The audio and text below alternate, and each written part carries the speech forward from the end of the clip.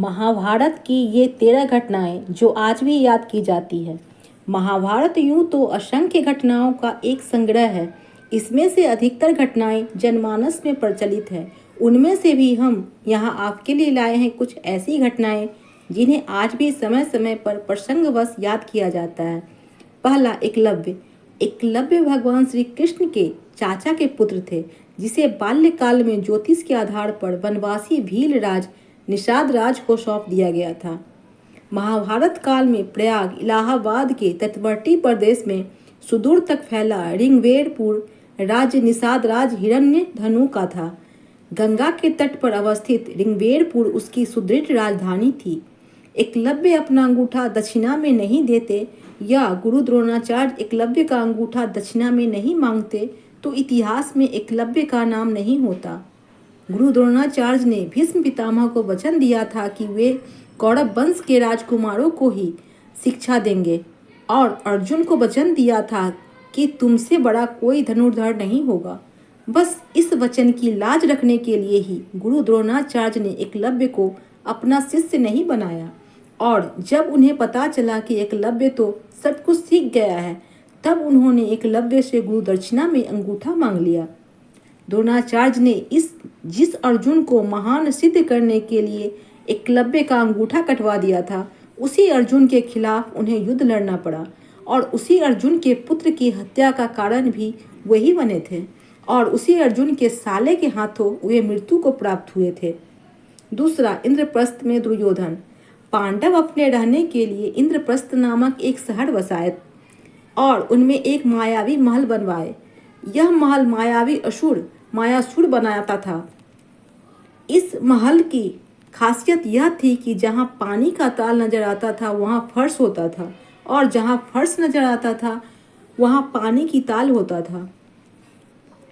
दुर्योधन के मन में भी इस महल को देखने की जिज्ञासा उत्पन्न हुई। वह जैसे ही महल के अंदर प्रवेश किया तो उसको एक भव्य हॉल नजर आया। उस हॉल में सुंदर फर्श लगा हुआ था। उस पर गैलरी में द्रौपदी खड़ी हुई थी। दुर्योधन जैसे ही फर्श पर पैर रखता है वह पानी की ताल में गिर जाता है। दरअसल फर्श जैसा नजर आने वाला वह एक पानी का ताल ही होता है। पानी का ताल अर्थात स्विमिंग पूल।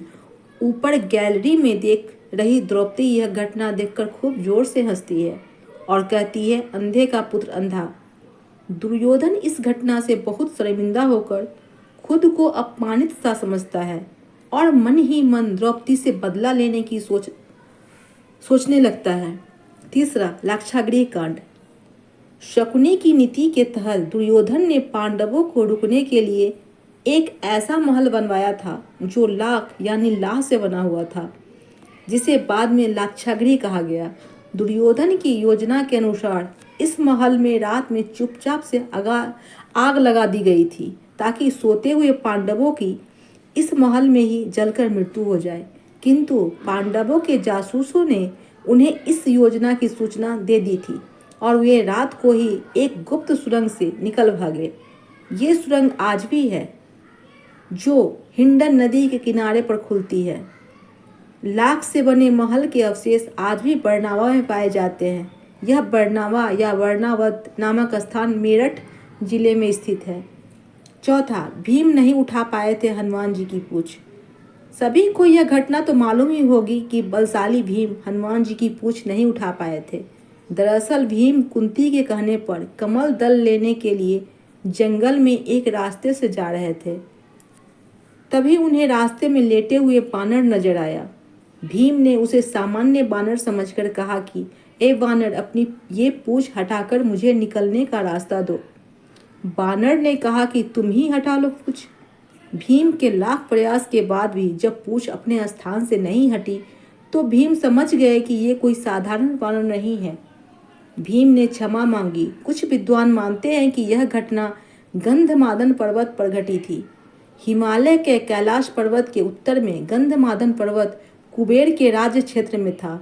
कुबेर सुमेरु पर्वत के चारों दिशाओं में हनुमान चड्डी है। यहाँ भीम और हनुमान जी की भेंट हुई थी और हनुमान जी ने भीम को महाभारत युद्ध में विजय होने का आशीष दिया था।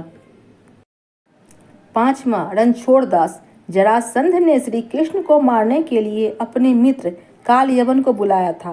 काल यवन की सेना ने मथुरा को घेर लिया। उसने मथुरा नरेश कृष्ण के नाम संदेश भेजा और काल यवन को युद्ध के लिए 1 दिन का समय दिया। श्री कृष्ण ने उत्तर में संदेश भेजा कि युद्ध केवल कृष्ण और काल यवन में हो, सेना को व्यर्थ क्यों लड़ाए। काल यवन ने स्वीकार कर लिया। अक्रूर जी और बलराम जी ने कृष्ण को इसके लिए मना किया। तब श्री कृष्ण ने उन्हें काल यवन को शिव द्वारा दिए वरदान के बारे में बताया और यह भी कहा कि उसे कोई भी हरा नहीं सकता। श्री कृष्ण ने यह भी बताया कि काल यवन राजा मुकुंद चंद द्वारा मृत्यु को प्राप्त होगा। मुकुंद चंद एक वरदान के चलते चिर निद्रा में सो रहे थे। उन्हें जो जगाएगा वह मृत्यु को प्राप्त होगा। जब काल यवन और कृष्ण में द्वंद्व युद्ध का जय हो गया तब काल यवन श्री कृष्ण की ओर दौड़ा। श्री कृष्ण तुरंत ही दूसरी ओर मुंह करके रणभूमि से भाग चले और काल यवन उन्हें पकड़ने के लिए उन्हें पीछे पीछे दौड़ने लगा। इस प्रकार भगवान बहुत दूर एक पहाड़ की गुफा में घुस गए। उसके पीछे काल यवन भी घुसा। वहां उसने एक दूसरे ही मनुष्य को सोते हुए देखा। उसे देखकर काल यवन ने सोचा, मुझसे बचने के लिए श्री कृष्ण इस तरह भेष बदलकर छुप गए हैं। वह पुरुष बहुत दिनों से वहां सोया हुआ था। पैर की ठोकर लगने से वह उठ पड़ा और धीरे धीरे उसने अपनी आंखें खोली। इधर उधर देखने पर पास ही काल यवन खड़ा हुआ दिखाई दिया। वह पुरुष इस प्रकार ठोकर मारकर जगाए जाने से कुछ रुष्ट हो गया था। उसकी दृष्टि पड़ते ही काल यवन के शरीर में आग पैदा हो गई और वह क्षण भर में जलकर राख का ढेर हो गया। काल यवन को जो पुरुष गुफा में सोए मिले वे इक्ष्वाकु वंश महाराजा मदांता के पुत्र राजा मुकुंदचंद थे। इस तरह काल यवन का अंत हो गया। इस घटना के कारण ही भगवान श्री कृष्ण का नाम रणछोड़ दास पड़ा। 6, जरासंध का वध। बिहार के राजगीर में अवस्थित है कंस के ससुर जरासंध का अखाड़ा। जरासंध बहुत बलवान था। मान्यता है कि इसी स्थान पर भगवान श्री कृष्ण के इशारे पर भीम ने उसका वध किया था। राजगृह को राजगीर कहा जाता है। रामायण के अनुसार ब्रह्मा के चौथे पुत्र वसु ने गिरिवज्र नाम से इस नगर की स्थापना की। बाद में कुरुक्षेत्र के युद्ध के पहले बृहदर्थ ने इस पर अपना कब्जा जमा लिया। बृहदर्थ अपनी शूरता के लिए मशहूर था। जरासंध को कोई मार नहीं सकता था।